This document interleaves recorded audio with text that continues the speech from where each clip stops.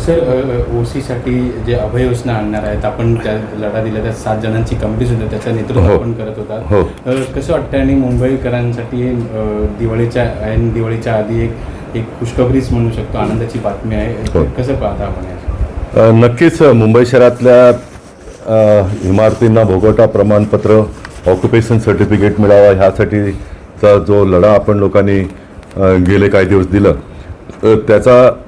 त्या संदर्भात काल संध्याकाळी UD सेक्रेटरी असीम गुप्ताजींनी फाईलवरती हस्ताक्षर केलं असून आज वर्तमानपत्रात देखील छापून आलेलं आहे.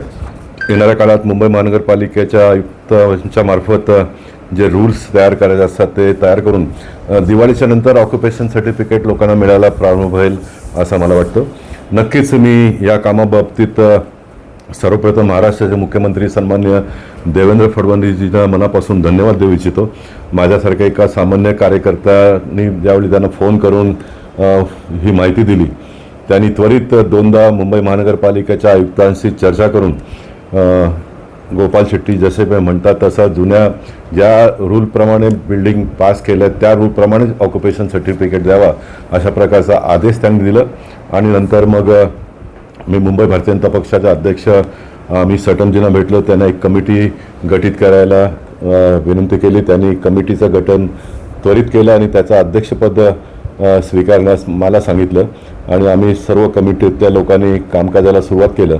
मुंबई भारतीय जनता पक्षाचे तत्कालीन अध्यक्ष पालकमंत्री आशिष शेलारजी यांना मी भेटलो.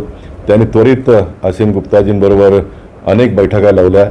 काही बैठका रात्री 8-9 वाजताही घेण्यात आल्या आणि इतका सर्व प्रयत्न आणि प्रयास केल्यानंतर ह्याला शेवट मुहूर्त काल लाभला आणि ऑक्युपेशन सर्टिफिकेट खूप सुटसुटीत पद्धतीचा एक गाईडलाईन तयार करण्यात आलेला आहे.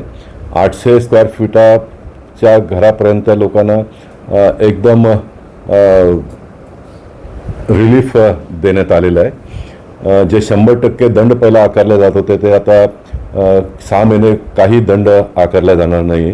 रेडी रेकॉनरचा 50% फक्त पैसे ज्या लोकांनी अधिक चटई क्षेत्र वापरले आहे त्यांना भरावं लागेल. म्हणजे खूप मोठा लाभ मुंबई शहरातल्या लोकांनाही होणार आहे आणि मुंबई महानगरपालिकेच्या तिजोरीत देखील मोठ्या प्रमाणात पैसा येणाऱ्या काळात येऊ शकतो अशा प्रकारची ही अभय योजना आहे. आणि सर्व प्रकारच्या अटी म्हणजे कुठल्या बिल्डरकडे जाण्याची आवश्यकता नाही. जुन्या आर्किटेक्टनी जर सही केली नाही तर नवीन आर्किटेक्ट नेमून आपण स्वतः करू शकतो. किंबहुना एक व्यक्तीसुद्धा महानगरपालिकेला ऑनलाईन पैसे भरून पावती प्राप्त करून घेऊ शकतो. नंतर महापालिकेचे लोक येऊन चेक करून जर कमी पैसे भरले असेल तर अधिक पैसे भरायला लावतील. इतका एकदम सुरळीत हा सर्क्युलर म्हणा किंवा गाईडलाईन काढण्यात आलेला आहे. मी मुंबई शहरातल्या नागरिकांना एकच विनंती करू इच्छितो, कोणीही भयभीत होण्याचं कारण नाही. उगाच कोणालाही पकडून अनापसनाप पैसे खर्च करू नका. 6 महिन्याचा वेळ आपल्याकडे आहे. हा आदेश निघाल्यामुळे आता कोणीही कोर्टात गेला तर कोणालाही घर रिकामा करण्याचा आदेशापासून आपल्याला संरक्षण प्राप्त झालेलं आहे. परंतु 6 महिना खूप कमीही नाही आहे, खूप जास्तही नाही आहे. परंतु ह्या 6 महिन्यामध्ये आपण सर्व हे ऑक्युपेशन सर्टिफिकेट प्राप्त करण्याचा प्रवास करूया.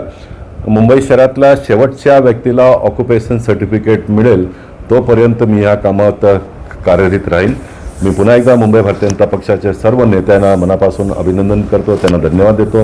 विशेष करून वेलिंग्टनचा ज्यावेळी मुद्दा ऐरणीवर आला आणि न्यायालयाने 3 आठवड्यामध्ये घर रिकामा करण्याचा आदेश दिला त्यावेळी मुंबई भारतीय जनता पक्षाचे दुसरे आपले पालकमंत्री मंगलप्रभात लोढाजींनी मला ह्या कामामध्ये लक्ष घालण्यात विनंती केली, म्हणून त्यांचाही आपण आभार व्यक्त करूया. वेलिंग्टनचा प्रकरण इतका जर गंभीर झाला नसता तर हा प्रश्न निकाली लागला नसता आणि वेलिंग्टनच्या प्रकरणात न्यायालयाने थोडी कठोर भूमिका घेतली त्याबद्दल आपण न्यायालयाचंही अभिनंदन करूया. कारण कोणीतरी एक निर्णय घेणारा लागतो आणि म्हणून न्यायालयाने हा कठोर निर्णय घेत असताना आपल्याला थोडं वाईट वाटलं असतं, परंतु ह्या निर्णयांमुळे खूप मोठा एक लाभ मुंबई शहरातल्या लोकांना होतोय.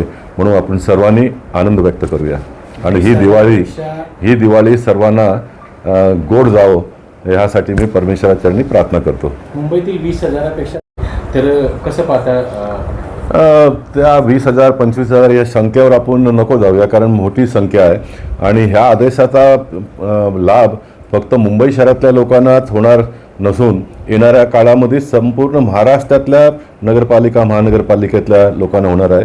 ते लोकसुद्धा आपापल्या पद्धतीने जो काही बदल करून घ्यायचा आहे तो करून घेतील आणि संपूर्ण महाराष्ट्राला येणाऱ्या काळामध्ये ऑक्युपेशन सर्टिफिकेट मिळेल. मला आनंद ह्या गोष्टीचा आहे, आपण ही लढा सुरुवात केल्यानंतर बेंगळुरू कर्नाटकच्या सरकारने ऑलरेडी निर्णय घेतला एक 15-20 दिवसापूर्वी. दिल्लीत नोएडा येथे खटला सुरू होता, तर 6 बिल्डिंगला ऑक्युपेशन सर्टिफिकेट द्या अशा प्रकारचा तिकडच्या न्यायालयाने आदेश दिला.